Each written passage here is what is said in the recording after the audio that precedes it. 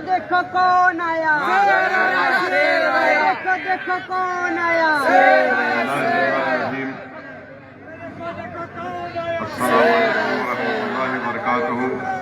शेर आया, शेर आया।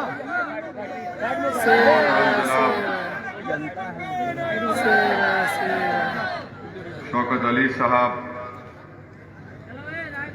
उत्तर प्रदेश के मजलिस इत्तेहादुल मुस्लिमीन के अध्यक्ष, जनाब राशिद जमील साहब प्रत्याशी इस विधानसभा के,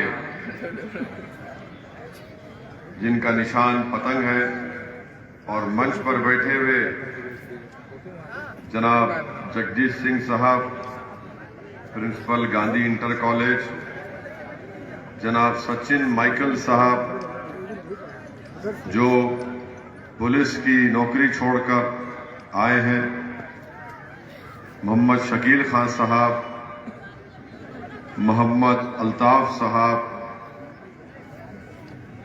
जनाब अहमद मकरानी साहब, समरीन फातिमा साहिबा जिला सदर खवातीन एमआईएम, रईस रहमानी साहब, फिरोज भाई साहब, फरमानुल्लाह कासमी साहब, मौलाना एहसानुल्लाह कासमी साहब, मौजूद हाज़रीन इकराम, बुजुर्गान मिल्लत, मेरे गयूर नौजवान साथियों, मेरी इज़्ज़तदार माँ और बहनों, मैं आपसे सिर्फ यही गुजारिश करने आया हूँ और आपको ये बताने आया हूँ कि भागीदारी परिवर्तन मोर्चा का हिस्सा एमआईएम पार्टी है, जिसके कन्वीनर जनाब बाबू सिंह कुशवाहा साहब हैं, और हमने ये तय किया कि अगर आप तमाम उत्तर प्रदेश की आवाम और जनता भागीदारी परिवर्तन मोर्चा को अपने आशीर्वाद से, अपने दुआओं से सत्ता देती है, तो इसका पहला मुख्यमंत्री 2.5 साल के लिए हम बाबू सिंह कुशवाहा साहब को बनाएंगे और 2.5 साल के लिए दलित समाज से किसी को मुख्यमंत्री बनाएंगे। वहीं पर यह भी तय किया गया कि 3 डिप्टी चीफ मिनिस्टर होंगे, एक अल्पसंख्यक समाज के मुसलमान, एक निषाद समाज से और एक अतिपिछड़ा समाज से एक डिप्टी चीफ मिनिस्टर बनाया जाएगा। तो सामाजिक न्याय को अमली जामेनामा पहनाने का काम भागीदारी परिवर्तन मोर्चा कर रहा है। तो मैं आपसे गुजारिश करने आया हूं कि हिस्सेदारी की लड़ाई में आप हमारा साथ दीजिए। भागीदारी परिवर्तन मोर्चा और मजलिस इत्तेहादुल मुस्लिमीन के उम्मीदवारों को अपने वोट और अपनी सरपरस्ती और रहबरी से कामयाब करिए। आप जानते हैं कि इस विधानसभा में बहुत से काम होना बाकी है और खास तौर से बेरोजगारी एक बहुत बड़ा मुद्दा है इस विधानसभा का। और बेरोजगारी इसलिए भी बढ़ गई क्योंकि कोविड की दूसरी महामारी के बाद कई नौजवान जिनके पास नौकरी थी, रोजगार था, वो खत्म होकर रह गया। और बीजेपी की सरकार ने, चाहे वो मोदी की हुकूमत हो या योगी आदित्यनाथ की सरकार हो, उन्होंने युवाओं को रोजगार नहीं दिया।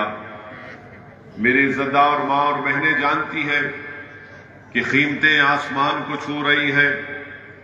पेट्रोल और डीजल की कीमतें इतनी बढ़ चुकी हैं कि आज गरीब अपने घर के खर्चों को कम करके डीजल और पेट्रोल अपनी गाड़ी या मोटरसाइकिल में डलाता है। गैस का सिलेंडर इतना महंगा हो चुका है कि 1400 रुपये के करीब गैस का सिलेंडर एक गरीब को मिलता है। आज उत्तर प्रदेश की जनता ने बीजेपी को 300 से ज्यादा विधायक उनके कामयाब करवाए, मगर इस 5 साल के अरसे में बीजेपी ने सबसे बड़ा धोखा किया। उत्तर प्रदेश के नौजवानों से 70 लाख नौकरियों का वादा किया और वो झूठा साबित हुआ। शिक्षा के नाम पर मैं चैलेंज कर रहा हूं कि मुख्यमंत्री बता दे कि उन्होंने इस विधानसभा में कितने स्कूल कायम किए, कितने कॉलेज कायम किए, कितने डिग्री कॉलेज कायम किए, तो नहीं बता पाएंगे। आज उत्तर प्रदेश में 4% से ज्यादा बेरोजगारी हो चुकी है। मेरे अजीज दोस्तों और बुजुर्गों, आज उत्तर प्रदेश में 50% जिन नौजवान बच्चे और बच्चियों के पास टेक्निकल एजुकेशन की डिग्री है, वो नौकरी की तलाश में है। डिप्लोमा और सर्टिफिकेट होल्डर है, 65% के करीब वो नौकरी की तलाश में है, मगर बीजेपी ने इनको नौकरी नहीं दी, ना बीजेपी ने इनकी कोई मदद की। जब कोविड की महामारी हुई तो उत्तर प्रदेश की जनता ने और देश की जनता ने अपनी आंखों से देखा कि कैसे पानी पर गरीबों की लाशें बह रही थी।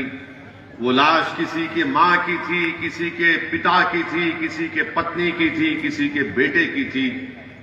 दुनिया ने देखा कि गरीबों के पास अपने मां और पिता के अंतिम संस्कार करने के लिए लकड़ी के पैसे नहीं थे, तो उन्होंने जमीन पर उसको दफना दिया, या किसी को जमीन या कब्रिस्तान नहीं मिली तो दुनिया ने देखा कि नदी के किनारे कुत्ते किसी के बाप और किसी के मां की लाश को लोच कर खा रहे थे। अब फैसला आपको करना है कि इन तमाम नजारों को देखने के बाद भी क्या आप ये डबल इंजन की सरकार का साथ देंगे? जब आपको जरूरत थी हाथ थामने की, उन्होंने आपके हाथ को नहीं थामा। जब जरूरत थी आपकी आंखों से बहने वाले आंसुओं को पोंछने की, तो उन्होंने अपनी नजरों को आपसे मोड़ लिया। जब जरूरत थी कि आपको कोई दिलासा दिलाए, मगर इन्होंने आपको दिलासा नहीं दिलाया। मेरे अजीज दोस्तों, मेरे अजीज बुजुर्गों और मेरे गयूर नौजवान साथियों, ये चुनाव इसीलिए होता है कि लोकतंत्र को मजबूत किया जाए और आवाम अपनी पसंद और नापसंद का इजहार करे। आज हम आपसे अपील करने आए हैं कि बीजेपी की सरकार के ये पूरे कारनामे आपके सामने हैं। जब मुख्यमंत्री से सवाल किया जाता है इन बातों का, तो मुख्यमंत्री की जबान से निकलता है 80 और 20% की बात करते हैं। जब मुख्यमंत्री से पूछा जाता है कितने स्कूल आपने बनाए शिक्षा के लिए, तो मुख्यमंत्री कहते हैं कि मई जून में मैं बर्फ डालूंगा। जब मुख्यमंत्री से पूछा जाता है कि अंतिम संस्कार करने के लिए गरीबों को लकड़ी नहीं मिली, न दफनाने के लिए जमीन नहीं मिली, तो मुख्यमंत्री कहते हैं